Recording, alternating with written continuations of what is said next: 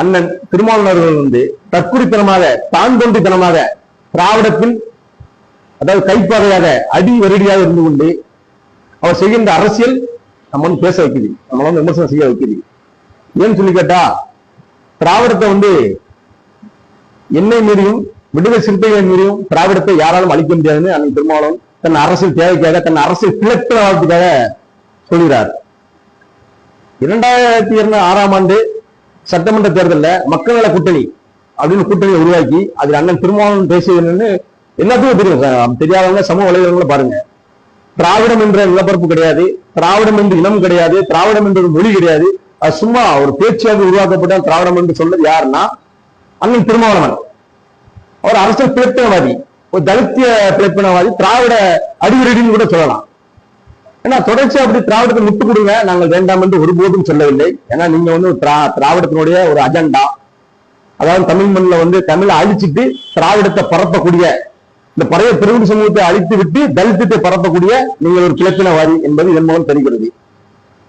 திராவிடம் இந்த தமிழ் மண்ணுக்கும் திராவிடம் தமிழ் சமூகத்திற்கும் இந்த பட்டியல் சமூகம் என்ன செய்வது என்று நீங்கள் ஒரு பட்டியல் சொன்னா அதை நாங்கள் ஏற்றுக்கொள்கிறோம். அதை விட்டுவிட்டு நீங்க தொடர்ச்சியாக நீங்க முட்டு கொடுங்கன்னா ஒருபோதும் நாங்கள் வேண்டாம் என்று சொல்லவில்லை. ஏன்னா நீங்க திராவிடத்தோட கைப்பாதையா இருந்தவங்க தெரியுது. நீங்க என்ன சொல்லிட்டு போங்க, அதை நாங்கள் ஏற்றுக்கிறோம். அதுக்காக திராவிடத்தை அழிக்க முடியாது. திராவிடத்துக்கும் தமிழருக்கும் என்ன தொடர்பு? திராவிடத்துக்கும் தமிழ் சமூகத்துக்கும் என்ன தொடர்பான திருமாவளவர்கள் அதையும் நீங்க பட்டியலிட்டு சொல்லுங்க. இந்த பழைய சமூகத்துக்கும் திராவிட இயக்கம் என்ன செய்தது? ஆனா நீங்க 4 சீட்டுக்காக கூட ஒரு 2 சீட்டு தான் உங்களுக்கு கொடுக்க போறது கிடையாது. அது எல்லாம் தெரிந்த உண்மைதான்.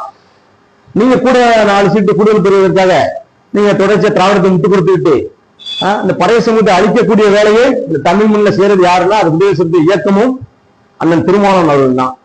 இந்த பழைய சமூகம் அரசியல் விழிப்பு அடைந்து விட்டால், எப்படி அரசியல் விழிப்பு அடைந்து விட்டால் திருமாவளவன் என்பவரே கிடையாது, திருமாவளவன் என்பவரும் கிடையாது, விடுதலை சிறுத்தைகள் என்ற கட்சியும் இருக்காது. அதை முதல்ல நீங்க தெரிஞ்சுக்கோங்க. இந்த சமூகம் அரசியல் அறிவித்து கிடக்கிறது. அரசியல் புரியல் இல்லாம நீங்க இந்த பழைய பெருங்குடி சமூகத்தை தலித்து தற்குறிகளா அரசியல் பிழைப்பு நடத்திட்டு இருக்காங்க. அதை முதல்ல நீங்க புரிஞ்சுக்கோங்க. நீங்க திராவிடத்தை அழிக்க முடியாது நீங்க சொல்லாதுங்க. இந்த தமிழ் சமூகம் நினைத்தால் உங்களே அழித்துவிடும் என்பது மட்டும் நிஜத்தனமான உண்மை. இந்த தமிழ் சமூகம் இன்னும் அரசியல் புரியாம இருக்கிறது. குறிப்பா அந்த பழைய சமூகம் அரசியல் தெளிவு பெறவில்லை. அது வரைக்கும் நீங்க உங்க திராவிட பூஜாவை திராவிட அடிவழி வேலையை நீங்க பார்த்துக் கொண்டு வருங்கள். ஆனா எங்க மீது நீங்க தலித்தியத்தின் திராவிடத்தை மீண்டும் மீண்டும் திணிப்பதை நிறுத்திக் கொள்ளுங்கள். எச்சரிக்கையோடு ஒரு பதிவு செய்கிறேன். நன்றி, வணக்கம்.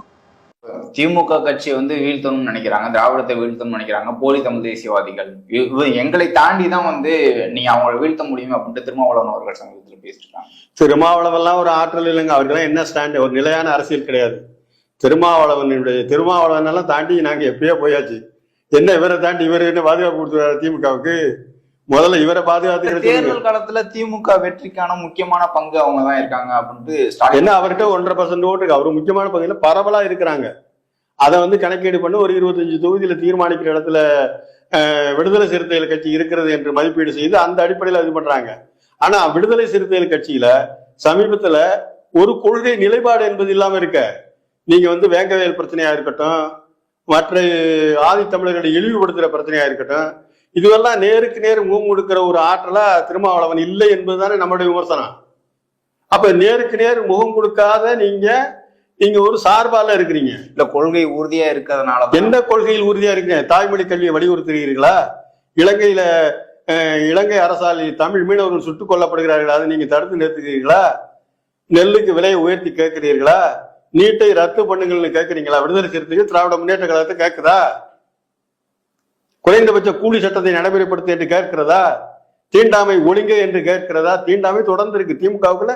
திமுக என்றாலே தீண்டாமைன்னு அர்த்தம். சமூக நீதி என்று பேசுகிறார்களே, சமூக நீதியினுடைய இலக்கணம் என்ன தெரியுமா? உங்களுக்கு தெரியுமா? சமூக நீதி என்பது சாதியின் ஒழிப்பில் நிறைவடையக்கூடியது. சாதி ஒழிப்பில் தான் சமூக நீதி நிறைவடையும். சாதி ஒழிப்புக்கு நீங்க என்ன முயற்சி எடுத்திருக்கீங்க? சாதி ஒழிப்புக்கு திராவிட முன்னேற்ற கழகம் என்ன முயற்சி எடுத்திருக்குது? விடுதலை சிறுத்தைகள் என்ன முயற்சி எடுத்திருக்கிறது? சாதி ஒழிப்பதற்கு விடுதலை சிறுத்தைகள் என்ன முயற்சி எடுக்குது?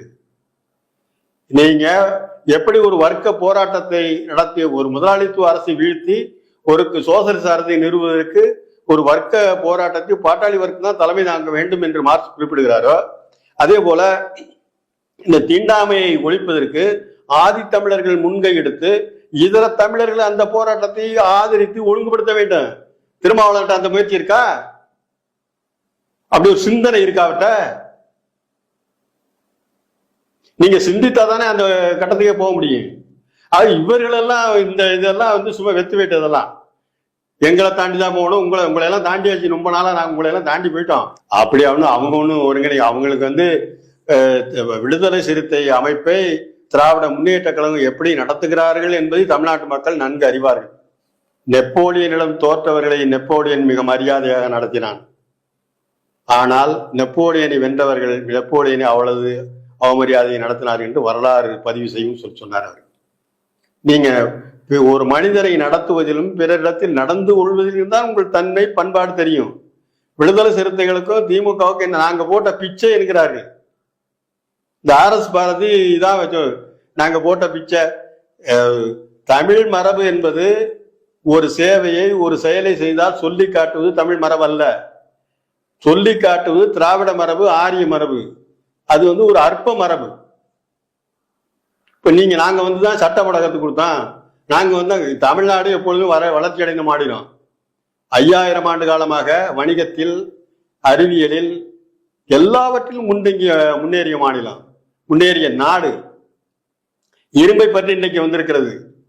அதனால நீங்க உலகத்திலேயே அறிவின் உச்சம் தொல்காப்பியம், திருக்குறள், மார்க்சியம் தான். உலகத்துல அறிவின் உச்சம் என்பது இதுதான். இதுல 2 நூல் தமிழ்நாட்டில் தோன்றிய நூல். ஆகவே நீங்க வந்து இவர்கள்லாம் வந்து கிழித்தார்கள் என்று சொல்வதெல்லாம் வேஷம். அதை முதல்ல உடைக்கணும். அதை உடைக்கிறதுக்கு ஈவே ராமசாமியை அம்பலப்படுத்தணும். ஈவே ராமசாமி எப்படி தமிழ் மொழிக்கு, தமிழருக்கு, தமிழ்நாட்டிற்கு பகையா இருந்தாரு, அண்டை மாநிலங்களோடு இணைக்க கூடாது என்பதற்கு பணிக்கர் என்னை வந்து பார்த்தாரு. நான் இப்ப சொல்லிட்டேங்கிற உங்க ஒப்போடு சொத்தாது தமிழருடைய சொத்து. ஈவே ராமசாமிக்கு யார் அந்த அதிகாரத்தை கொடுத்தது? ஈவே ராமசாமியுடைய காலித்தனத்தை அன்றைக்கு நாகரிகமான தமிழ் தேசிய அரசியலை பண்ணி கொண்டிருந்த கியாபே விஸ்வநாதன், அண்ணல் தங்கோ போன்றவர்களுடைய நடத்துகிற மேடைகள் எல்லாம் நான் சொல்ல விரும்பவில்லை. ஏன்னா இன்னைக்கு அவங்களால முடியாது. இன்னைக்கு நான் சவால் விட்டு சொல்றேன், தமிழ் தேசிய அமைப்புகளோ தமிழ் ஆறுகளோ நடத்துற எந்த ஒரு இதையும் திராவிட இயக்கமோ ஆரிய இயக்கமோ சேலஞ்ச் பண்ண முடியாது. முடியுமா அவங்களால? நான் சேலஞ்ச் பண்றேன். அப்ப அன்னைக்கு நீங்க பண்ணிட்டீங்க. ஈவே ராமசாமி பண்ண கேடுகளை அம்பலப்படுத்துவதன் மூலமா தான் தமிழர் இன ஓர்மை உண்டாகும். தமிழ் மொழிக்கு நீங்க என்ன கேடு செய்தீர்கள், தமிழர்களுக்கு நீங்க என்ன கேடு செய்தீர்கள் என்று நீங்க அந்த தமிழர்கள் யாதும் ஊரே யாவரும் கேளீர் என்று சொல்லி ஏமாந்து போனார்கள். இதை அவர்கள் வாய்ப்பாக பயன்படுத்தி கொண்டு இன்னைக்கு இது பண்றாங்க. இது மாறும், விரைவில் மாறும்.